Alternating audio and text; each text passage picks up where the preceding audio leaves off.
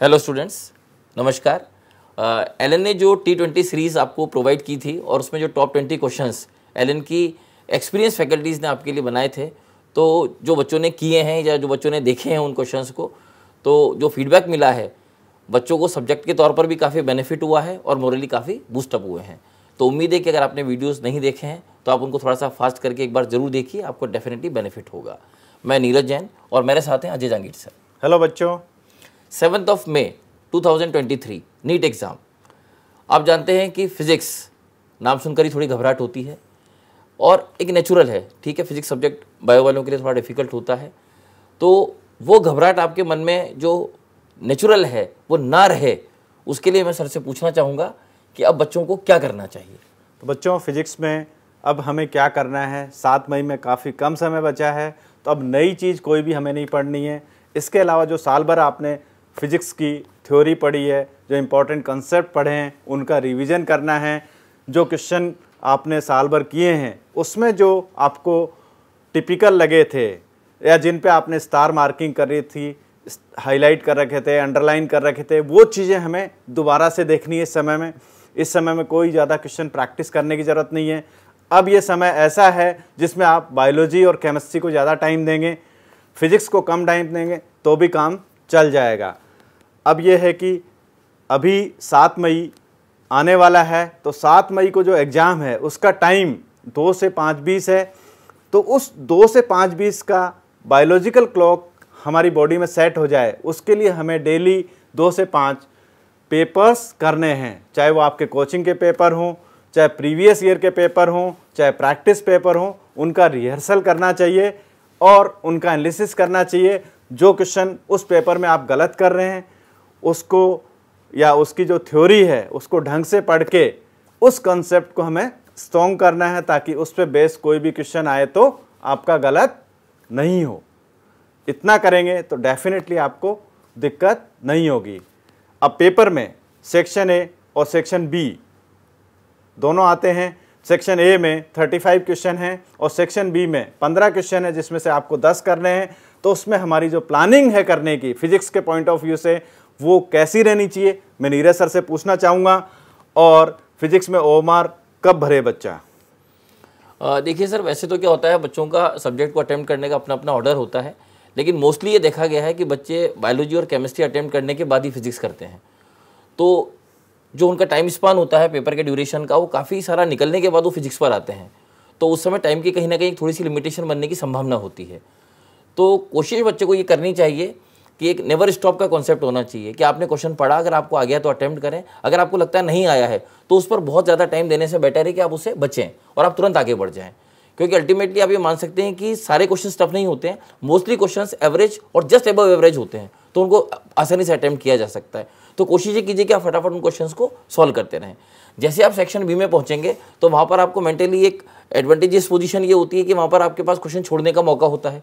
तो मान लीजिए आपने पहला क्वेश्चन देखा और देखते ही डायमेंशनली अगर आपको लगता है कि वो क्वेश्चन बड़ा है तो आप उसको छोड़ सकते हैं, क्योंकि आपके पास चॉइस है, आप अगले वाले क्वेश्चन पर बढ़ जाइए। मे बी पॉसिबल कि आपको आता हो, लेकिन हो सकता है कि आगे क्वेश्चन और भी छोटे हो तो कम टाइम में आप अटेम्प्ट कर पाएँ। कई बार ऐसा होता है कि कोई असर्शन रीजन वाला क्वेश्चन आता है। अब अगर असर्शन रीजन दोनों सही हैं तो एक ऑप्शन होता है कि रीजन असर्शन को सही एक्सप्लेन कर रहा है या नहीं कर रहा है। अगर वहाँ बहुत क्लियर सिचुएशन नहीं है, मान लीजिए कोई ऐसी सिचुएशन आ जाती है और आपको लगता है कि आप वहाँ पर डिसीजन मेकिंग थोड़ा लेट कर पा रहे हैं, डिसीजन मेकिंग आपकी लेट हो रही है, तो बेटर है कि आप आगे बढ़ जाइए। अब उसमें 2 चांसेस होंगे आपके। हो सकता है कि आप पूरे 10 क्वेश्चंस कर ले और आपको उन क्वेश्चंस पर दोबारा आना ही ना पड़े, और अगर मान लीजिए आपने नहीं किए तो आप काफ़ी सारे क्वेश्चंस अटेम्प्ट कर चुके होंगे। उसके बाद आप जब वहाँ पहुँचेंगे तो आप काफ़ी पीस ऑफ माइंड के स्टेट में रहेंगे। आपको लगेगा कि अब आपको 1 या 2 क्वेश्चन ही और अटेम्प्ट करने हैं। तो उस कंडीशन में अगर आप क्वेश्चन सॉल्व करेंगे तो आपके क्वेश्चन के गलत होने की संभावना ऑलमोस्ट नेग्लिजिबल हो जाएगी और आप बेहतर डिसीजन ले पाएंगे। तो कोशिश ये कीजिए कि नेवर स्टॉप वाला फिनोमिना लगाएं और फटाफट आप क्वेश्चन सॉल्व करते रहें। अब चूंकि पेपर जब फिजिक्स में आप करेंगे तो आप जानते हैं आप थोड़ा सा लेटर टाइम में आ जाते हैं, तो वहाँ पर थोड़ी थकान सी भी हो जाती है। तो सिली मिस्टेक्स को और कैलकुलेशन रिगार्डिंग मिस्टेक्स को अवॉइड करने के लिए हमें क्या करना चाहिए, सर बताइए। तो बच्चों, नीट का पेपर ऑब्जेक्टिव पेपर होता है और उसमें यह है कि नेगेटिव मार्किंग भी होती है। तो सिली मिस्टेक करने का हमें नुकसान भी होता है, और सिली मिस्टेक लगभग हर बच्चे से होती है। तो सिली मिस्टेक्स को हम कैसे रिड्यूस करें, इसका सबसे इम्पॉर्टेंट तरीका तो यह है, सबसे पहला जो चीज़ है वो कि पेपर को आपको राउंड मेथड में करना चाहिए। फर्स्ट राउंड में उन क्वेश्चंस को करना है जो आसान है, जो आपके देखे हुए हैं, जिसमें आपको कोई ऑप्शन कन्फ्यूजन नहीं है, किसी उसकी लैंग्वेज में कोई दिक्कत नहीं है।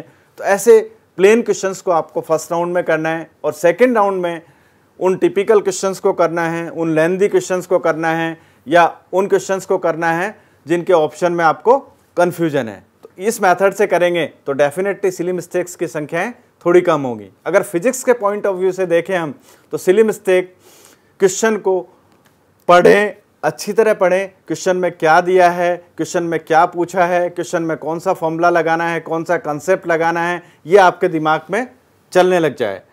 तो अगर ऐसा करेंगे, मतलब एक बार में पढ़कर अगर आप क्वेश्चन समझ जाते हैं तो उसमें सिली मिस्टेक होने की संभावना कम रहेगी। सिली मिस्टेक्स में एक चीज़ आती है कैलकुलेशन मिस्टेक। फिजिक्स में अधिकतर क्वेश्चन न्यूमेरिकल होते हैं और न्यूमेरिकल में कैलकुलेशन मिस्टेक अधिक होती हैं, तो उसको हम कैसे रिड्यूस करें। तो बच्चों, जब भी आप कैलकुलेशन करें फॉर्मूला इनपुट करने के बाद वैल्यूज़, तो एकदम कूल माइंड से हमें कैलकुलेशन करनी है, और जो रफ वर्क करें वो एकदम साफ सुथरा करना है, ताकि कैलकुलेशन मिस्टेक होने की संभावनाएं बिल्कुल ख़त्म हो जाएं। मतलब अगर आप इस तरह करेंगे तो डेफिनेटली ये दोनों मिस्टेक्स आपकी कम होंगी और आपका स्कोर बहुत अच्छा आएगा। अब जैसे 2022 की बात करें हम, फिजिक्स का पेपर बहुत आसान आया था, बहुत सारे बच्चों के 180 में से 180 आए थे। तो 2023 का पेपर कैसा आएगा सर, मैं नीरज सर से पूछना चाहूँगा। देखिए स्टूडेंट्स, अगर हम प्रीवियस 2022 के अलावा अगर हम पहले भी पेपर्स देखें तो आपने देखा होगा कि पिछले कई सालों से जो पेपर का लेवल आ रहा है वो ऑलमोस्ट एक ही जैसा पेपर आ रहा है, और वो बहुत इजीली स्टूडेंट्स के लिए अप्रोचेबल होता है। लेकिन फिर भी कंपटीशन एक कंपटीशन है।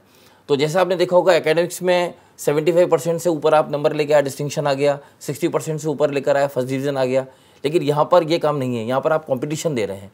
अब कंपटीशन का मतलब सीधा हो गया कि एग्जामिनर आपका टेम्परामेंट चेक करना चाहते हैं, इंटेलिजेंसी चेक करना चाहते हैं, टाइम मैनेजमेंट चेक करना चाहते हैं, तो वो पेपर को किसी भी फॉर्मेट में दे सकते हैं, पेपर कैसा भी आ सकता है।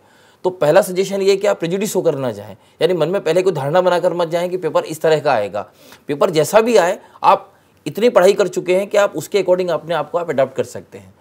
तो आप समझ सकते हैं कि अगर पेपर ईजी होगा तो डेफिनेटली आपको भी क्वेश्चन ज़्यादा आएंगे, तो कट ऑफ थोड़ा ऊपर जाएगा। मीडियम अगर पेपर आता है तो हर बच्चा थोड़ा से कम क्वेश्चन सॉल्व करेगा।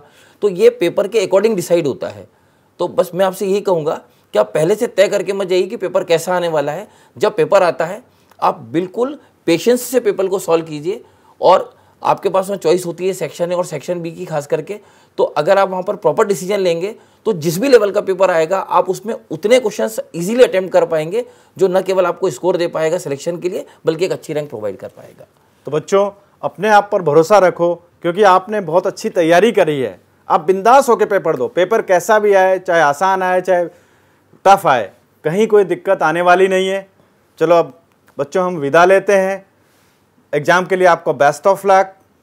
Wish you very best of luck and keep continue hard working.